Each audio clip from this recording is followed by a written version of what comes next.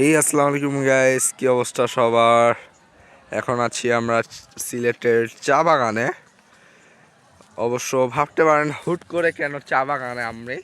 হ্যাঁ, তো আজকে আমাদের ন্যাশনাল বাংলাদেশ সাইক্লিং ফেডারেশনের তরফ থেকে একটি রেস ছিল সিলেটে, অ্যান্ড সেটি হচ্ছে অলরেডি হয়ে গেছে।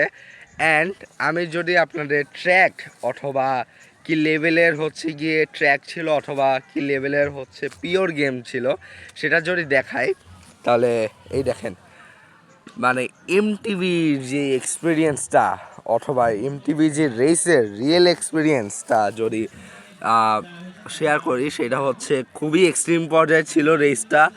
হ্যাঁ, পুরোটাই স্কিল অ্যান্ড ডেডিকেশনের খেলা ছিল এখানে। অ্যান্ড ট্র্যাকটাও জোশ ছিল। যারা স্কিলফুল তারা ডেফিনেটলি কভার করতে পেরেছে। অ্যান্ড হচ্ছে যাদের এখানে মূলত স্ট্যামিনা অ্যান্ড স্কিলেরই খেলা হয়েছে, বেশিরভাগ স্কিলের খেলা হয়েছে। অ্যান্ড ট্র্যাকটা ওয়াজ সো জোস, কজ হচ্ছে গিয়ে একদম সিলেটের এইরকম চা বাগানের মাঝখান দিয়ে আমাদের ট্র্যাকগুলো গিয়েছে। মানে এইটা কিন্তু আমাদের ট্র্যাক না, বাট এরকমই গিয়েছে। সামনে ট্র্যাকের ভিডিও আসবে, সমস্যা নেই, আপনারা দেখতে পারবেন কিছু কিছু স্যাম্পল। সো তার মাঝে আমরা ঝর্ণার মাঝখান দিয়েও আমরা গেছি। হ্যাঁ, সো এই ছিল আমাদের সিলেটের ট্র্যাক। অ্যান্ড আপাতত মানে একদম লেটেস্ট সাইক্লিং ফেডারেশনের রেস থেকে এইটাই ছিল আমাদের আপডেট। হ্যাঁ, আমার পায়ের অবস্থা খুবই খারাপ ছিল, যদিও এখন একটু ধুই করে ফেলেছি। অ্যান্ড ক্যামেরার চার্জও শেষ।